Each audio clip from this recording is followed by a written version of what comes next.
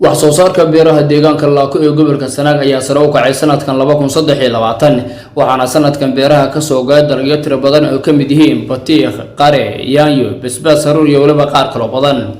iyadoo wax soo saarka beeruhu kordhay ayaa haddana beeraleydu waxay cabasho ka muujiyeen beeraleydu aan helin ceel biyood riiga oo lagu waraabiyo beeraha iyo sidoo kale waliba beeraleydu aan helin siirka ay ku beeran lahaayeen beeraha iyo sunta beeraha cayayaanka lagaga buufiyo maadaama sanadkan uu cayayaan ka dhashay beerahan. sidoo kale beeraleyda ayaa sheegay inaan haysan cagaf ay ku qodaan beeraha iyagoo sanad kasta cagafyada ka soo kiraysta magaalada Cerigabo iyadoo qiimo aad u sarreeya lagaga soo kireeyo. haddaba beeraleyda ayaa waxay ka codsadeen wasaaradda beeraha iyo waraabka Puntland inay wax ka qabato caqabadaha ku gadaaman beeraleyda deegaanka Laako ee gobolka Sanaag.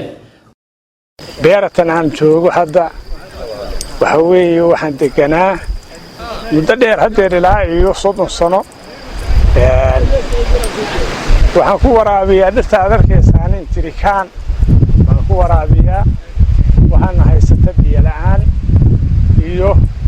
dhaqaalaha oo nagu gaaban. waxaan uga baahanahay wasaaradaha iyo waxqabadka iyo dawladda inay nagu caawinaanin biyo daan iyo maxaan ku yiraahdaa riig iyo waxaan wax ku waraabsano dayactirka kale oo aan u baahanahay waxa ka mid ah siligyo, cagaf, abuur, maxaan ku yiraahdaa wixii aan saaka dhulka wax kaga soo saari lahayn anaga tabartiyadii waxa ay gaartay dhirtaas aan gacanta ku waraabino iyo bartiiq iyo qare iyo wixii la mid ah 3 bilooda waqtiga roobka aan ku beegnaa haddaan heli lahayn dhaan ama riig ama dayactir kale dhul beereed baan joognaa oo si fiican baa dhulka uga soo bixi lahaayeen. waxyaabaha aan ka tabcano waxa ka mid ah digirta, galleyda, haruurka, qaraha, xabuubta, liinta, bartiiqa, inta geedweynka oo ku taala hadda waa dhir 12 bilood waxay heshaa hal mar ama 2 jeer raxmad. 8 bilood ama 9 bilood oo kale waxa lagu waraabiyaa booyad.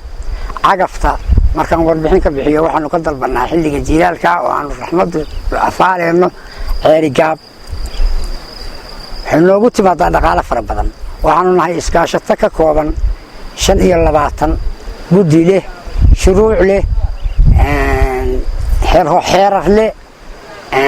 sida iskaash buuxisay shuruudihii laga rabay iskaashatooyinka. waxaanu ka codsanaynaa hay'adaha deeqda bixiya iyo dawladda Puntland iyo wasaaradda biyo iyo lambarka koobaad waa biyo, lambarka xigana waa cagaf, lambarka xigana waa xayawaanka nagula nool dhulka wixii aan iskaga xaydaami lahayn. meesha waxa ugu daran hadar waa biilaan cayayaanka waa jira oo duwaca jirta baratayo tuka curiyo nooc walba cuno hadar beerta hadaa dhex martaanin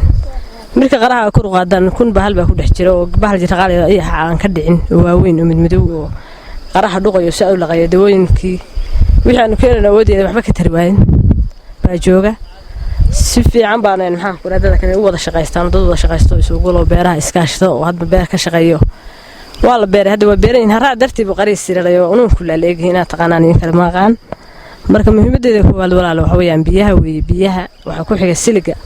xoolo macni xambuskaas la dhigaa oo daawo ma awoodno sirig habadii waxay $70 weeyay 30 mitira ma awoodno oo dadkan sanad walba qacabkaas aan guraa waa oodna haddana abaarta intii ka maqantay baa la iska diinaa burburaysa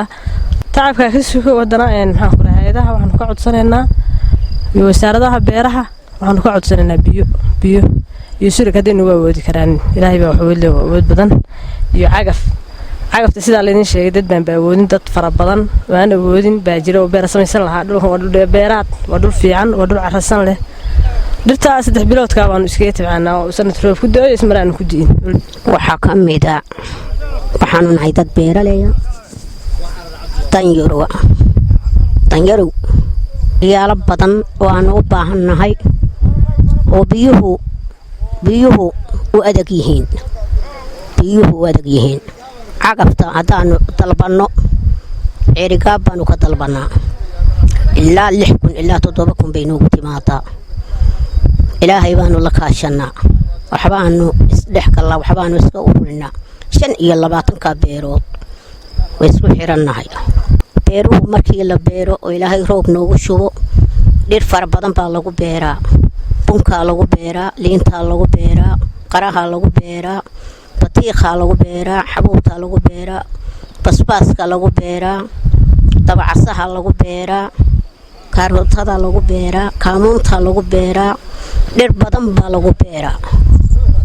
hadii ilaahay roob badan oo shubo waxba aanu ka dheefnaa sida la sheegay waxaanu meesha joognay ilaa 70kii iskaashataanu ahayn marba in baanu ahayn waqtigii dadkii waagaa joogay dadkii ay dhaleen baa hadda joogay dawladdii Maxamed Siyaad Barre degnay intii ka dambeysay waa joogay dawladda intii ka dambeysay wax qabad ma helin hay'adaha dawliga iyo dawladda Puntland mid wax ka helin marka ilaahay baan qadarin insha Allah ta'ala waxaanu leenahay oo ka rabnaa hay'adaha iyo dawladda Puntland iyo hay'adaha maxalliga waxaanu ka rabnaa inay wax nala qabtaan dadkayga dan yartaa oo ka kooban 25 beerood in wax nala qabto waxaanu beeray bartiiq waxaanu beeray qare waxaanu beeray galley waxaanu beeray digir waxaanu beeray haruur ومحمد أحمد الباهنتي دوريدا بدن